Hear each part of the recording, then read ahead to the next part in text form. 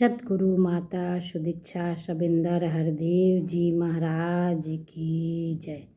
प्यार से कहना धन निरंकार जी। संत शिरोमणि तुलसीदास जी लिखते हैं कि होनी तो होके रहे, अनहोनी न होए, तुलसी राम भरोसे निर्भर होके सोए।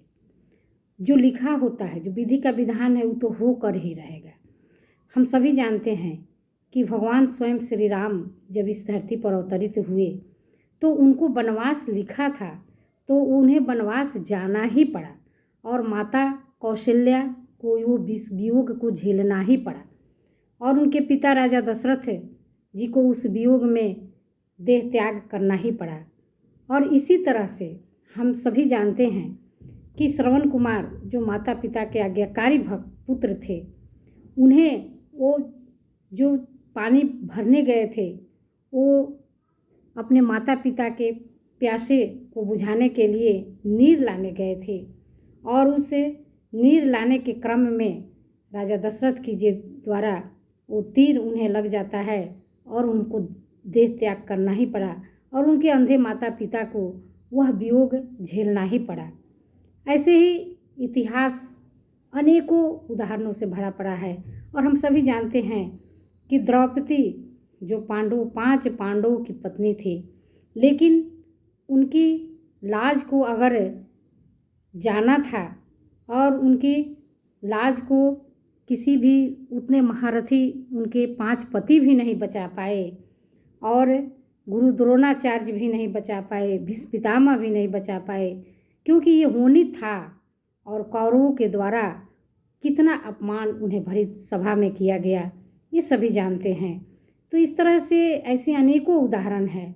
माता सीता को रावण के द्वारा हर लेना था तो उनका हरण भी हुआ। भगवान कृष्ण के जीवन में कितनी कितनी समस्याएं आई, जो स्वयं अवतरित होकर इस धरती पर आए थे। तो ये सारी चीज़, ये इतिहास और ये अवतरित पीर पैगंबर यही पैगाम देते हैं, ये संदेश दे रहे हैं कि, और भगवान श्री कृष्ण कहते भी हैं कि तुम अपना कर्म करो, फल की चिंता छोड़ो। अर्जुन को उपदेश देते समय बहुत सारी बातें उन्होंने बताई। तो स्पष्ट रूप से यह निर्देश स्वयं ईश्वर के द्वारा बार बार ये समझाया गया इंसान को कि तुम अपने कर्म का ही केवल भागी हो, क्या होना है इसकी चिंता तुम छोड़ो, जो होना है वो तो होकर आएगा।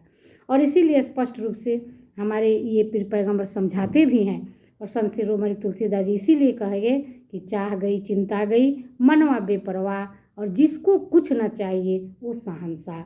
इसलिए हमें बेकार की चिंता करने की ज़रूरत नहीं है। जो भी समस्याएं आती है, जो भी जीवन में परिस्थितियां आती है, वो हमें ये समझना है कि ये आनी है, ये आकर रहेगी और ये किसी तरह टलने वाली नहीं है, तो हम फिर इससे घबराएं क्यों। उस समस्या के समाधान के लिए हम हर हमेशा प्रयास करें और अपना कर्म करते चले जाएं। और ये सारी बातें, दासी को जैसा अनुभव होता है कि सारी बातें तभी समझ में आती है जब हम सद्गुरु के शरण में आते हैं। सद्गुरु के शरण में आने के बाद हमें ये सारी बातें समझ में आती है और अपने जीवन में हम इम्प्लीमेंट भी कर पाते हैं।